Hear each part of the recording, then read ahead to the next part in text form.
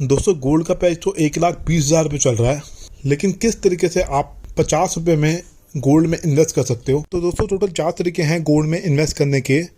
एक तो आप फिजिकल गोल्ड खरीद सकते हो, उसमें स्टोरेज का प्रॉब्लम होता है। दूसरा आप गोल्ड खरीद सकते हो SGB बॉन्ड के थ्रू। इस पर मैंने वीडियो बनाया था, आप चेक कीजिए। गवर्नमेंट के बॉन्ड होते हैं जिसमें 2.5% का इंटरेस्ट भी मिलता है आपकी इन्वेस्टमेंट पे, और मैच्योरिटी के टाइम आप रिडीम करते हैं तो जितना रिटर्न आप कमाएंगे वो सारा टैक्स फ्री होता है।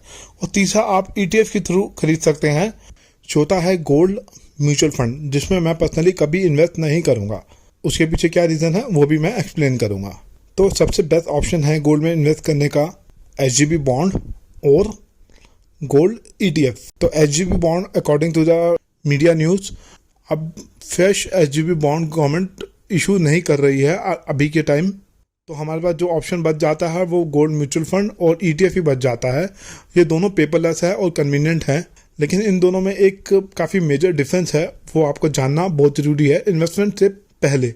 म्यूचुअल फंड को F4F कहा जाता है, fund of fund. Gold mutual fund basically gold ETF में इन्वेस्ट करते हैं और थोड़ा पोर्शन कैश और शॉर्ट टर्म डेट इंस्ट्रूमेंट में भी एलोकेट किया जाता है ताकि जो लिक्विडिटी है वो मैनेज की जा सके।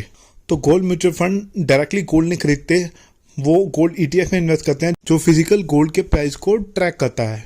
तो गोल्ड म्यूचुअल फंड में डीमेट अकाउंट की जरूरत नहीं होती, आप लमसम या SIP के थ्रू इन्वेस्ट कर सकते हैं बिना स्टोरेज, बिना मेकिंग चार्जेस के, टेंशन के। तो दोस्तों ये टोटली ट्रांजैक्शन पेपरलेस है और सिंपल है। तो दोस्तों वहीं गोल्ड ETF ये बिल्कुल स्टॉक की तरह NSE और BSE में ट्रेड होता है, एक्सचेंज में ट्रेड होता है।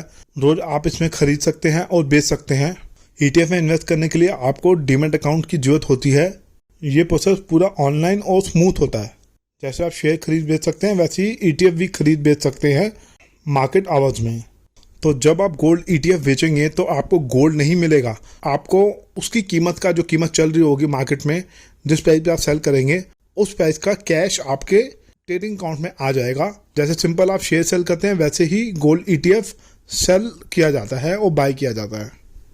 तो दोस्तों बेसिकली मैं मोटी मोटी बात में आऊँ तो अगर आप गोल्ड ETF खरीदते हैं तो उसके अंदर आपको ब्रोकेज पे करनी पड़ती है। वहीं गोल्ड म्यूचुअल फंड खरीदते हैं तो कोई ब्रोकेज पे करनी नहीं पड़ती है आपको। वहीं गोल्ड ETF के अंदर अगर आपने डिस्काउंट ब्रोकर से के थ्रू ETF बाय किया है तो ब्रोकेज जीरो होगी। तब आप सोचेंगे क्यों ना हम सीधा गोल्ड म्यूचुअल फंड ही ले लें, लेकिन दोस्तों गोल्ड म्यूचुअल फंड अगर आप लेंगे तो आप अपना बहुत बड़ा नुकसान करेंगे।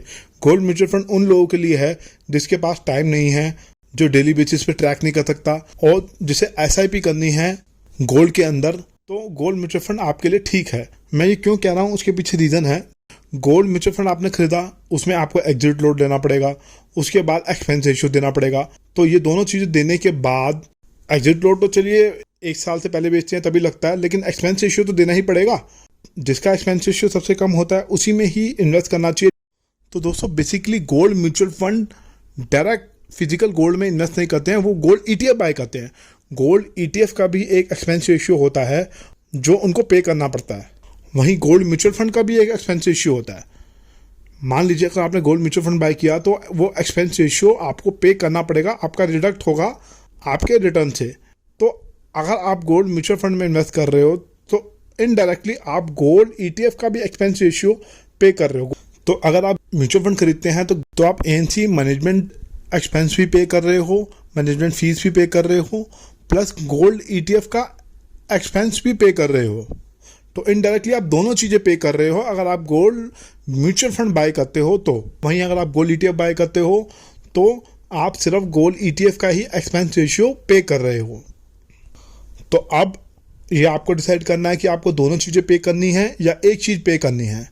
और इन दोनों का रिटर्न का कंपैरिजन करेंगे तो ज़मीन आसमान का अंतर है। लॉन्ग टर्म के अंदर ये लाखों रुपए का डिफरेंस है और गोल्ड म्यूचुअल फंड में कम रिटर्न मिलता है बजाय गोल्ड ETF के।